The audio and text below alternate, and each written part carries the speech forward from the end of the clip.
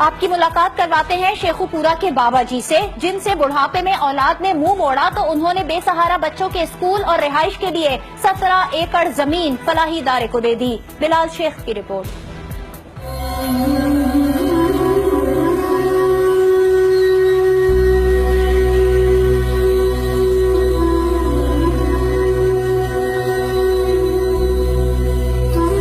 لڑکھڑاتا بدن، جھکی کمر اور سالوں سے اپنوں کو دیکھنے کے لیے ترستی آنکھیں، یہ ہے شیخو پورہ کا 90 سالہ شیخ محمد افضل، جسے بڑھاپے میں کسی اپنے کا سہارا نہ ملا تو کئی بے سہاروں کو سہارا دے کر ہمیشہ خود کو امر کر لیا۔ شیخ افضل کی زندگی میں دکھ اور مصیبتوں کے ایسے پہاڑ ٹوٹے کہ کسی عزیز نے اپنا نہ مانا، بھائی بیرون ملک مقیم ہے اور جائیداد نہ دینے پر داماد نے گھر سے نکال دیا۔ 8 سال اولڈ ایج ہوم میں گزارے تو یتیم اور بے سہارا بچوں کے دکھ کا ایسا احساس ہوا کہ زندگی کی جمع پونجی 17 ایکڑ زمین فلاحی ادارے کے نام کر کے اسکول اور ہاسٹل بنا دیا۔